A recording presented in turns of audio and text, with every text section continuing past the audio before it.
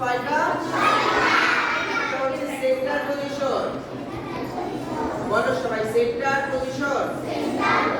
এরকম সোজা করে, হ্যাঁ সেন্টার পজিশন। সব নাচে এরকম করতে হয়।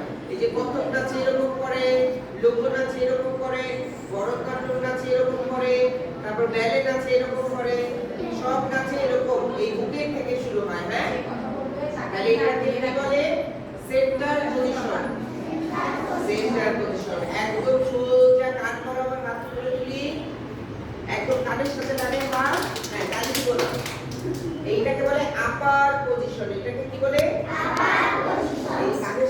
এই কানের সাথে হাতটা লাগাও, সোজা করো হাত, হ্যাঁ সোজা। আপার পজিশন। এটাকে কি বলে? সোজা করো বাবা, সোজা, হ্যাঁ।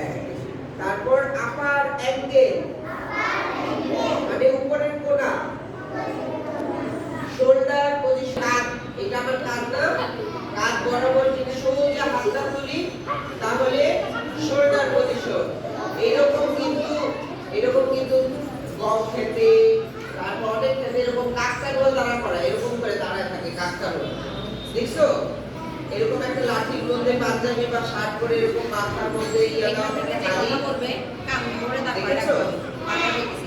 জানি কি কোনো ফসল যেন না খায় পাখিতে, এই জন্য এরকম বানা রাখে, এরকম হাত দিতে হবে সোজা। এটাকে কি বলে? এটাকে শোল্ডার পজিশন বলে। কি? হ্যাঁ, এইটাকে কি বলে? Upper position. Upper angle. Shoulder position. Lower angle. Lower position, মানে একদম নিচে। এটা কি বলে? Lower position. কয়টা হলো হাতের পজিশন? 6টা।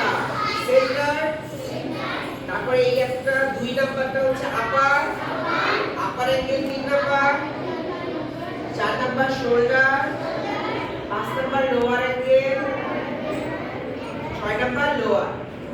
লোয়ার পজিশন মানে নিচের পজিশন, ঠিক আছে? আর নাচের সময় পা আমরা ফেলি না,